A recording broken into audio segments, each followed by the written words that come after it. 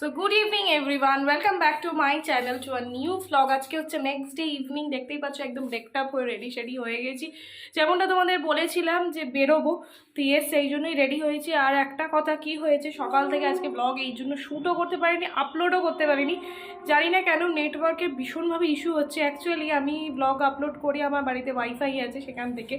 তো আজকে আমি এই জন্য এই ফোনটা এক্সট্রা করে রিচার্জ করালাম যাতে প্রবলেম না হয়, বাট কিছুতেই আমি আপলোড করতে পারছি না, বুঝতে পারছি না কেন। নেক্সট আবার ট্রাই করব। তো তার জন্যই এত কিছু ঝামেলা পোয়ালাম, অনেক কিছু করলাম, বাট এনিহাউ হলো না।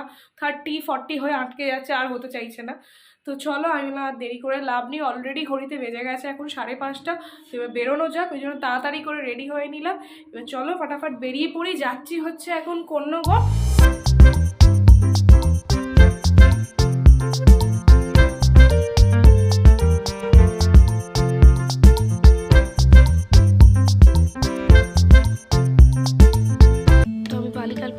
আর দেখতেই পেয়েছো যে একদম ডাকাতের মতো সেজে নিয়েছি, কারণ বাইরে কিন্তু বেশ ঠান্ডা হাওয়া দিচ্ছিল আর কি। তার জন্য প্রিকশন নিয়েছি, তাও আমার লেগে গেছে। তো এনিওয়েজ এখন যাচ্ছি অটো করে হচ্ছে কোন্নগর বাটায়।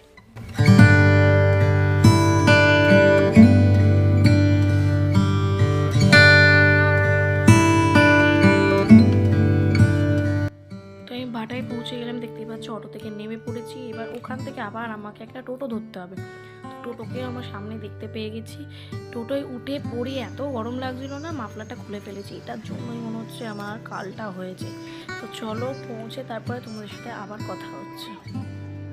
তো আমি এসে গেছি কাদের বাড়িতে, এবার দেখে নাও, এর বাপের বাড়িতে। এই যে মাইমা, অ্যাকচুয়ালি ব্যাপারটা আমি বলি, এটা কিন্তু মাইমা আমার নয়, এটা আমার মায়ের মাইমা। বাট আমি ছোটোবেলা থেকেই আর কি এরকম মাইমা কেন বলি, কারণ আমি বলেছিলাম যেহেতু তোমার পাকা চুল হয়নি, তোমাকে আমি দিদা কেন বলবো, তার জন্য আমিও মাইমাই বলি। তো এই তোমরা ঘাবড়ে যাবে না। হ্যাঁ, আমরা মানে টোটালি মাইমাই বলি। আর এই কিন্তু আমার মাসি হয়, মাসির মতো সম্পর্ক আছে কি? একদমই নয়। তো এসেই আগে একদম গরম গরম চা পাতে পড়ে গেছে, প্রচণ্ড চাটা নেশা উঠেছিল আর কি। তো চলো চাটা গল্প করতে করতে খাওয়া যাক আজকে এখানে।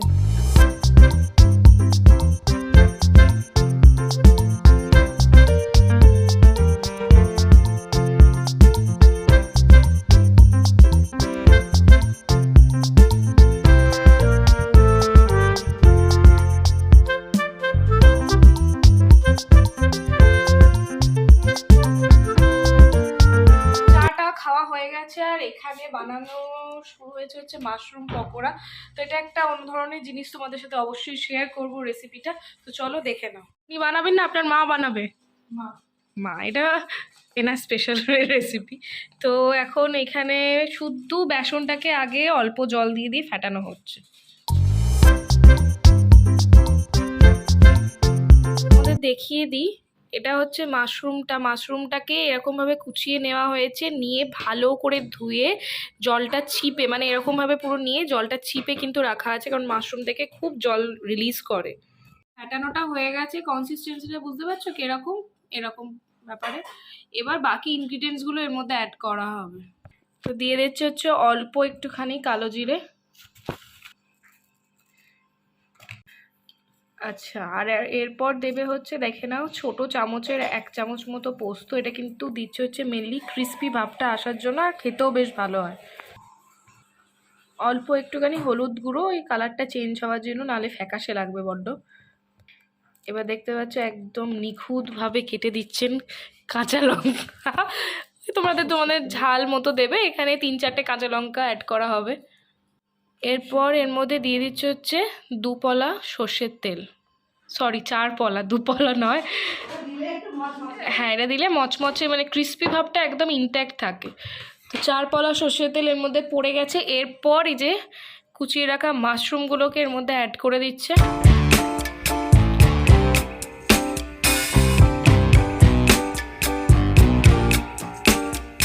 দিয়ে এবার এটাকে আমাদের ভালো করে একদম মেখে নিতে হবে।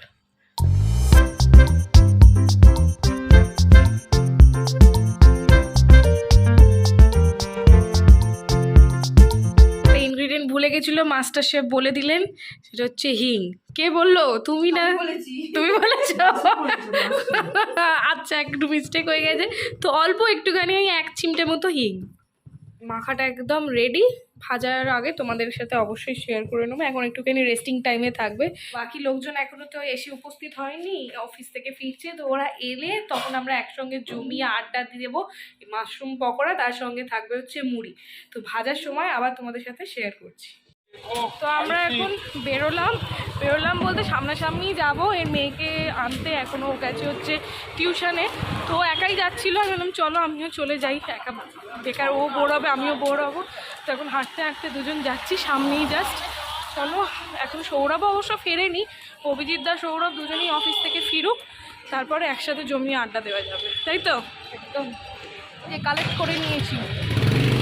এবার এখন আমরা 3 জন মিলে যাবো হচ্ছে মিষ্টি কিনতে, এই যে ভদ্রকালী। চলো।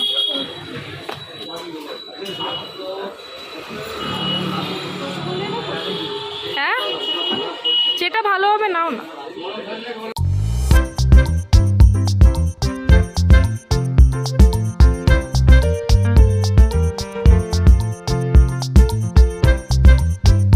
মিষ্টি নেওয়া হয়ে গেছে, এই যে, আর এই একটা শান্তিও দিয়েছে দাঁড়িয়ে দাঁড়িয়ে।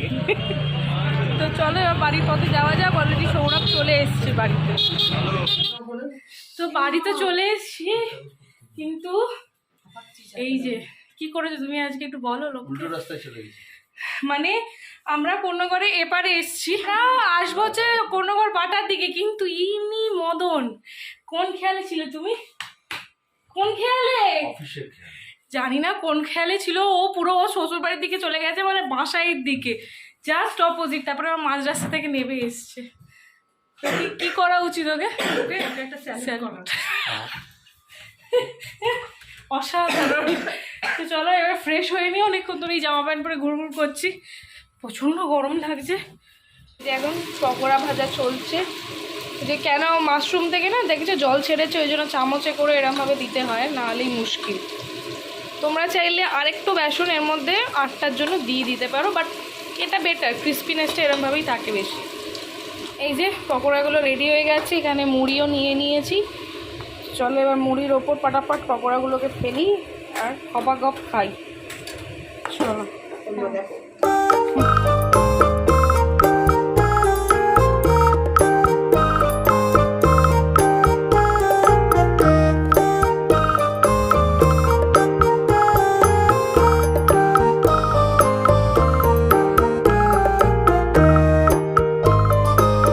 অনেকক্ষণ আড্ডা দেওয়ার পর আমাদের ডিনারটাও প্রিপেয়ার হয়ে গেছে। তো তোমাদের চট করে দেখিয়ে দিই যে আজকে ডিনারের মেনুতে কি কি আছে।